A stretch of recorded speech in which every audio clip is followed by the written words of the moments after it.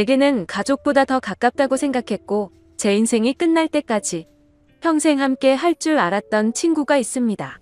하지만 그런 친구에게 저는 결국 배신을 당하고 말았습니다.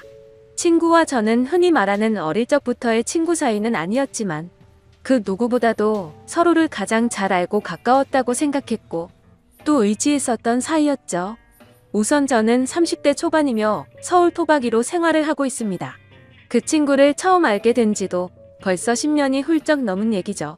친구를 처음 알게 되었을 때는 대학교 때 시절 알게 되었습니다.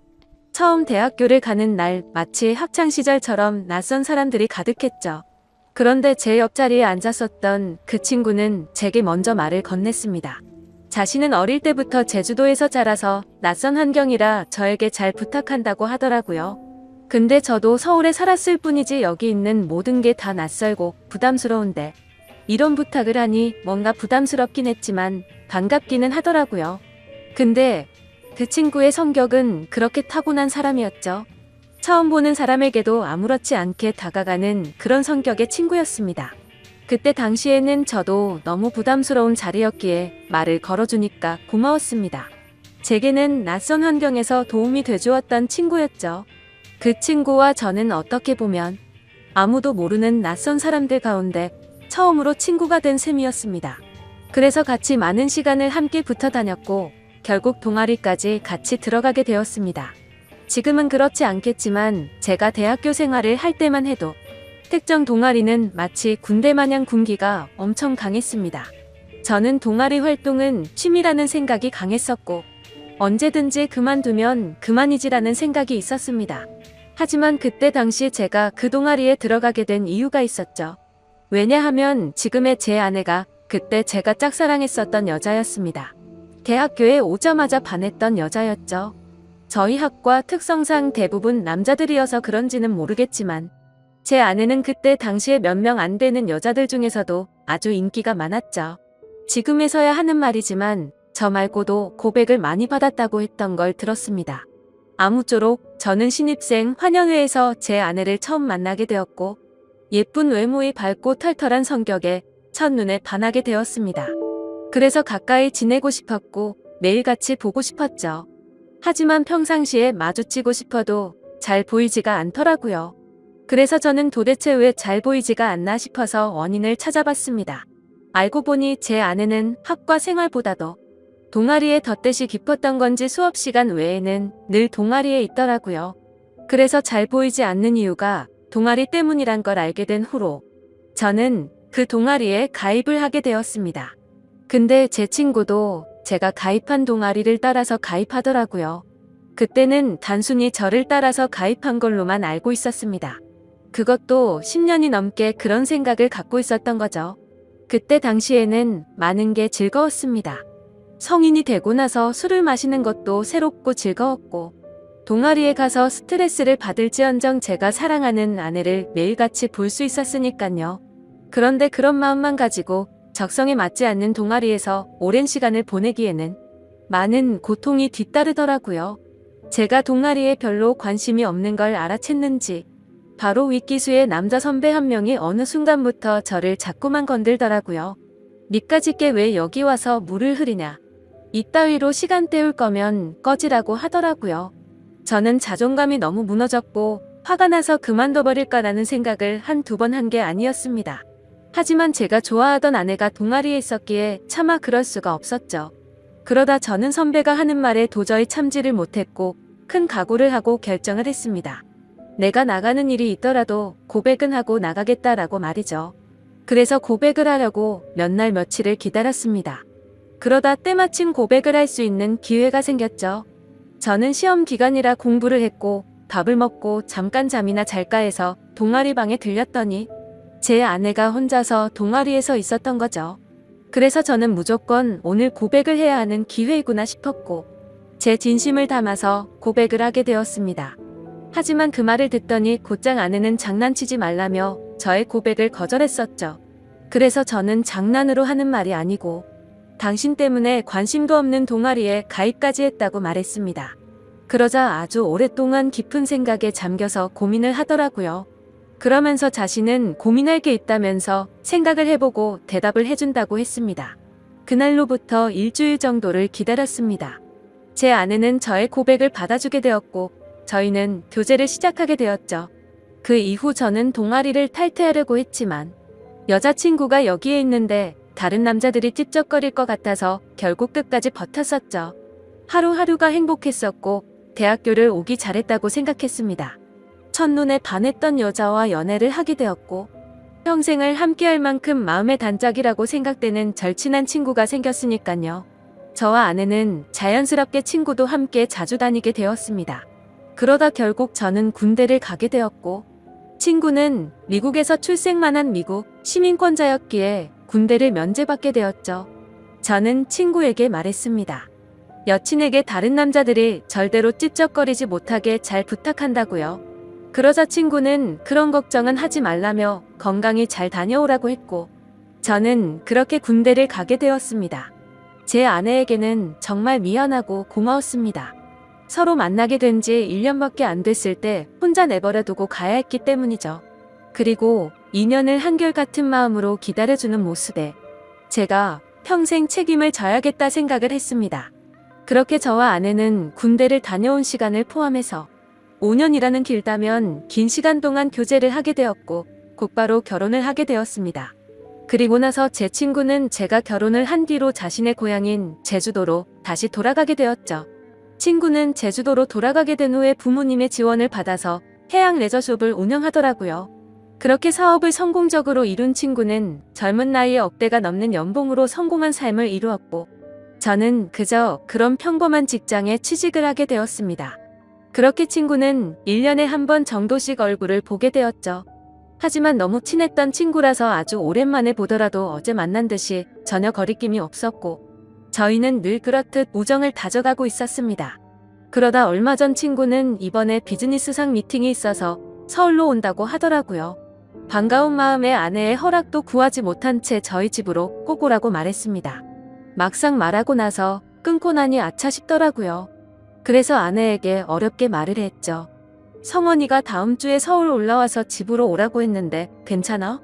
라고 하자 아내는 잠깐 멈칫하더니 응 그럼 괜찮지라고 대답을 하더라고요. 저는 아내가 이해를 해주어서 다행이구나 싶었습니다.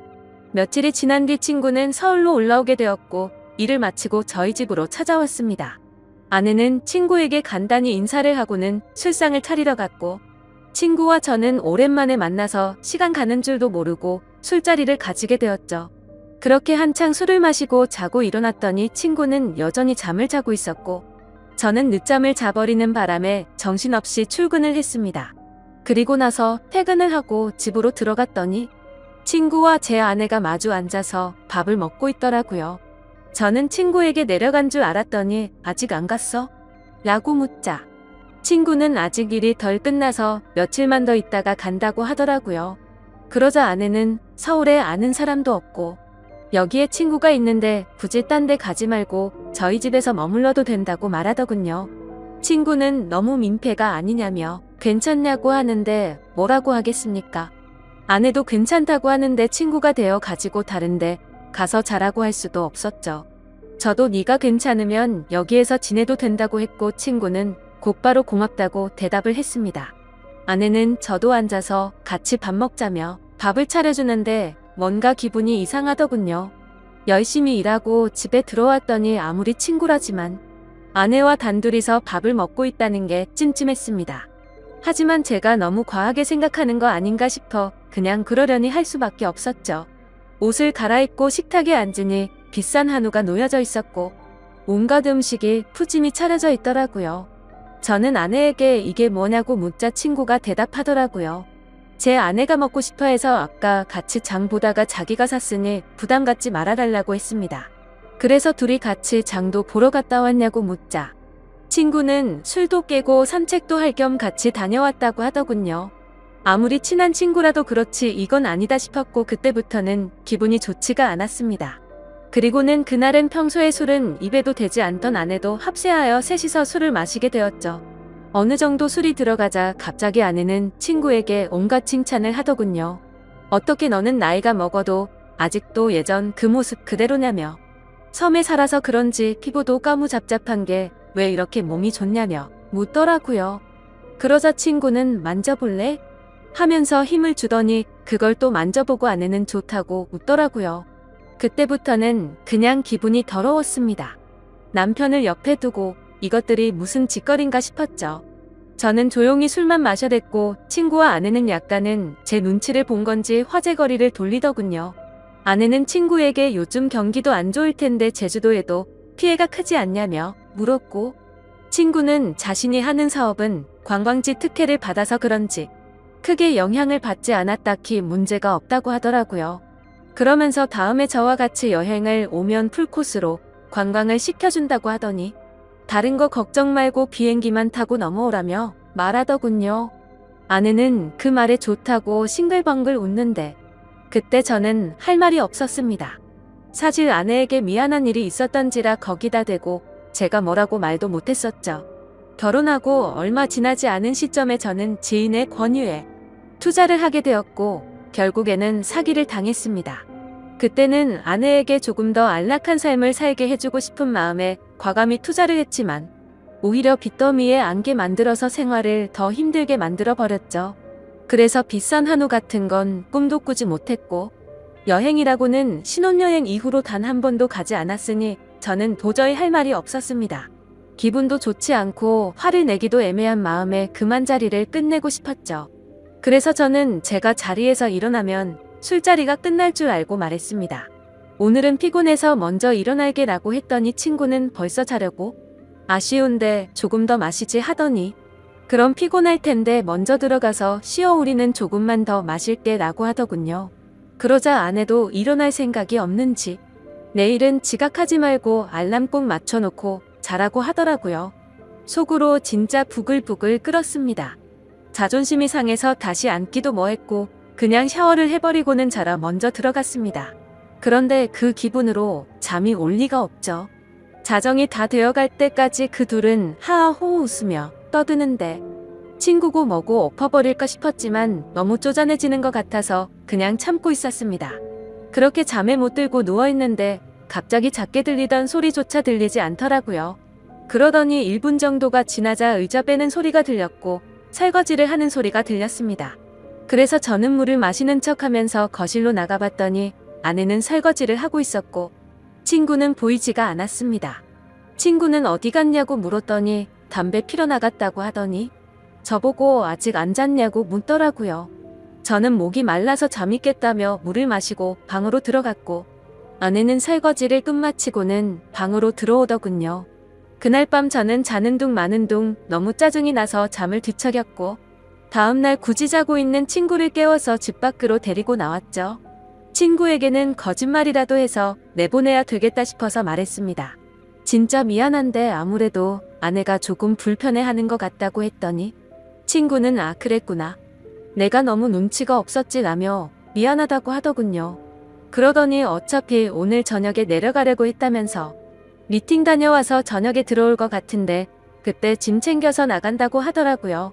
저는 그래서 오늘 나도 외부 미팅이 있어서 저녁에 얼굴은 못 볼 것 같다고 했습니다. 항상 미팅 끝나고 술자리를 하는 자리라 늦을 것 같은데 조심히 내려가라고 미리 작별 인사를 했습니다. 그렇게 인사를 마치고 친구는 미팅이 있다면서 택시를 타고 갔고 저도 회사로 출근을 했습니다. 그런데 괜히 쓸데없이 늦게 들어간다고 말한 것 같아서 계속해서 찜찜하더라고요. 오늘 외부 미팅을 갔다가 술자리를 가지면 절대로 빠질 수가 없는 자리였기 때문이죠. 그러면서 어제 아내와 친구가 나눴던 대화도 다시 떠올랐고 차마 해선 안 될 상상까지 들더라고요. 그런 말도 안 되는 상상을 하다 보니 제 정신이 아니었던 건지 집에다가 카메라라도 설치해야겠다 싶었습니다. 이미 온갖 더러운 생각을 가진 저는 밥 생각도 없었고 점심시간을 이용해서 초소형 카메라를 사서 집으로 갔습니다. 아내는 항상 그 시간에는 운동을 가는 시간이라 집은 역시나 비워져 있더라고요. 저는 얼른 안방에 카메라를 설치했고 다시 회사로 돌아갔습니다. 그렇게 저녁이 되었고 친구와 아내에게 연락을 했습니다. 친구는 지금 미팅이 일찍 끝나서 비행기를 타러 간다며 다음에 보자고 대답을 했고 아내는 친구 배웅해주고 집에서 쉬고 있다고 대답을 하더라고요. 그래서 저는 내가 너무 제정신이 아니었구나 생각을 하면서 괜히 쓸데없는 돈 썼네 싶었습니다. 그렇게 저는 외부 미팅을 갖고 술자리를 마친 뒤에 집으로 들어갔습니다.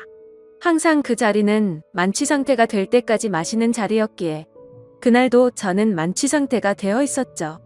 집으로 들어가 보니 친구는 없었고 그 정신없는 와중에도 뭔가 찜찜한 기분이 풀린 것 같고 좋더라고요.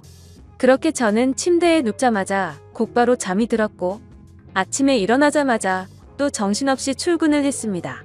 그렇게 하루 종일 일을 하고 있다가 아차 싶더군요. 어제 설치한 카메라를 회수 못한 게 생각이 났던 거죠. 혹시라도 아내가 알아차리면 엄청나게 큰 싸움으로 번질 것 같아서 퇴근하자마자 빨리 치워야겠다라고 생각을 했습니다. 그래서 저는 퇴근하자마자 곧장 집으로 들어갔더니 아내가 집에 없더군요. 아내에게 전화를 했지만 받지를 않았고 어디 갔냐고 카톡을 보냈지만 답장이 없더라고요. 그래서 일단 아내가 들어오기 전에 카메라를 치워야겠다 싶어서 뺐습니다. 근데 아내는 2시간이 넘도록 전화도 오지 않고 카톡 답장도 오지가 않았습니다. 슬슬 짜증이 나기 시작했고 진짜 아내가 바람이라도 났나 싶었죠. 그래서 저는 갑자기 카메라 생각이 번뜩 났고 저장된 영상을 돌려봤습니다. 근데 정말 너무 충격적인 장면들이 그대로 녹화되어 있더군요. 제가 카메라를 설치하고 집 밖으로 나간 지 2시간 정도가 지나자 남자 여자 목소리가 들려오더니 제 아내와 친구는 방으로 키스를 하면서 들어왔습니다. 정말 그 모습을 보는 순간 바로 욕이 튀어나왔고 소리를 질러댔습니다. 그 둘은 자연스럽다는 듯이 제 침대에 누워서 스킨십을 하는데 너무 역겨워서 도저히 보질 못하겠더군요. 그래서 빨리 감기로 넘겨버렸고 오늘 날짜로 찍힌 영상을 봤더니 제주도로 내려갔다던 친구놈이 또 아내와 제 방으로 들어오는 겁니다. 너무 큰 충격을 받아서 할 말이 없고 생전 처음으로 눈물이라는 걸 흘렸습니다.